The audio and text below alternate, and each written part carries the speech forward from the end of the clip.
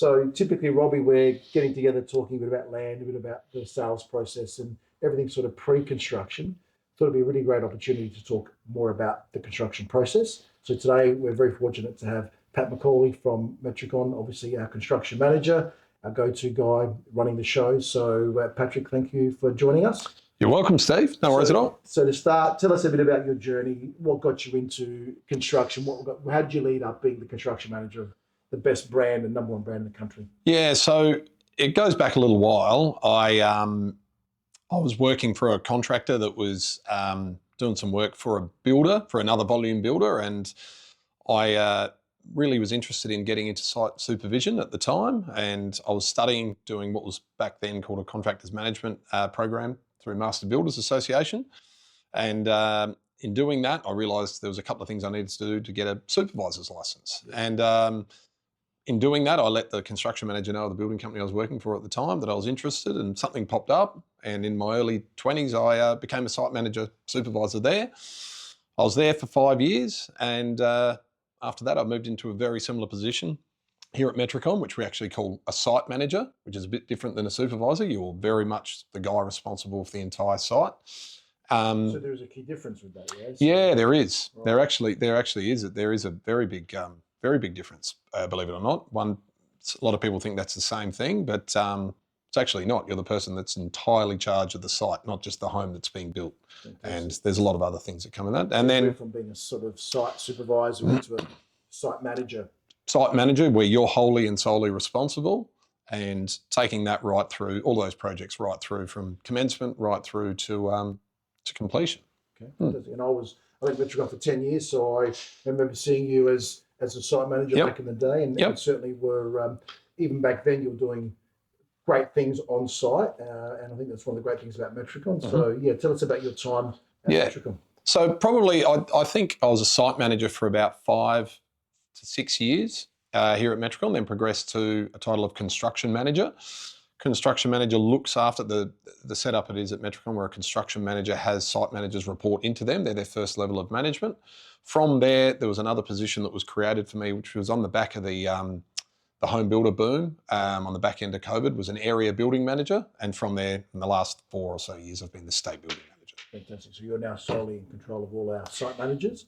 Yeah, look after, under my umbrella comes all of the construction management, building support, coordinators, service and warranty, and our site managers. So head up the building team. Yeah. And what makes Metricon different, I suppose, in terms of when we're looking at our site managers and the projects we do? Obviously, we're a volume builder. We do a lot of single-story homes. Yep. What else do we do? Yeah, one thing that we all do is we all build homes, but one thing Metricon do and build homes, and our model is designed that it's a much more personable process. Our site managers, for example, sit on 13 to 15 homes that they build at any one time. There wouldn't be too many other volume builders in this state that have homes of those sort of number. Their volume is considerably higher, the numbers that builds they have under construct, meaning there's less time spent on those homes. Our site managers are very involved and very in-depth right from the very start. Right. So I know we do, obviously we do residential, but we've been doing some other really cool stuff lately. So sort of things like, what else do we get involved in? It's been a division of Metricon for quite some time. The term that we use is town living. Town living is a Metricon term for medium density building, so it's very different to detached living. It's a huge part of our business here in South Australia now. There's a lot of projects, a lot of developers, and it's got a lot to do with the cost of land per square metre going up. We can actually build a considerable home on a much smaller block. And town living is something that we're doing a huge amount of at the moment. So site managers can sort of swing between a single-story home, maybe a double-story home, and then maybe some projects.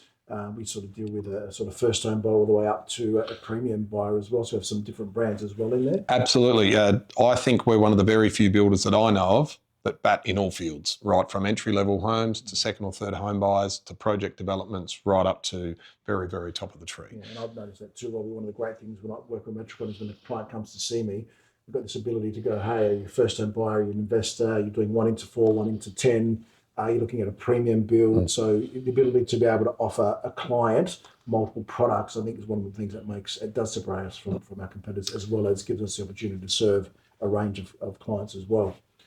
So in terms of what we're going to do today, Paddy, we're going to go through one of our display homes and talk about the differences between Metricon and what we do on site. So shall we sort of get cracking into that? Sure, sounds good. So as a first home buyer or a young couple entering the market, my friends have built the home and it's been at a delay, so all I hear is negativity. What does that look like in terms of build time frame with Metricon? Yeah, Rob, I can only speak for Metricon, and we have no issue. There's a bit of a misconception with build times. Our build times at Metricon right now are back quicker than what they were pre-COVID. So I guess one thing is, before we hand over keys to a client, what are the minor things you would see on the outside we would make a difference on?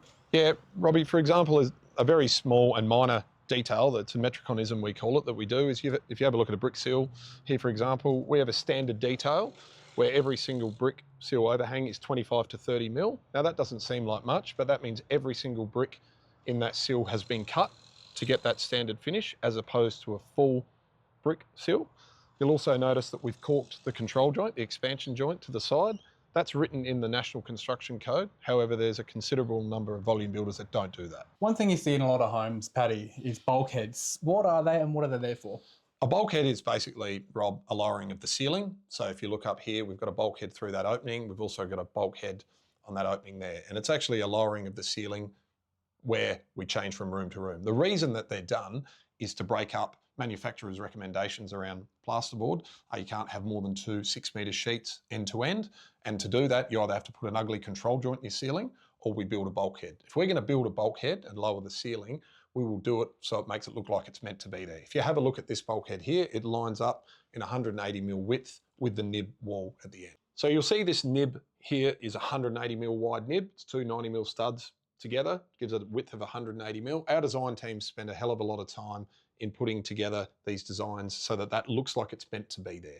That's not an afterthought. That nib, whether it's structural or not, is actually designed to be there and it flows into the bulkhead above. So Paddy, talk to me about tiling. Yeah, Rob, tiling is one of the most defining features of any home. And there's a lot of variables with tiling, be it the size of the tiles, the layout of the room, and it has a lot to do with how the whole room flows and the whole room looks. We spend a lot of time doing a tile set out. And one of our points of difference that we do is we meet with the tiler and the owner, the site manager that is, prior to any laying of tiles. And the number one thing is where we start our tiling from. And we start our tiling from the shower, and we have a common detail where our shower waste is always 150 mil off the back wall, equidistant in the middle. So Paddy, what do you love working about Metricon? Robbie, I love the team, the culture, and the whole notion that all of us are trying to do something and make it better for next time. Not just sitting on our laurels, and that's what we've always done and that's what we'll always do. Make it better. Metricon's a better place than it was last week, than it was 5 years ago, than it was 10 years ago. And we're going to keep moving forward with that.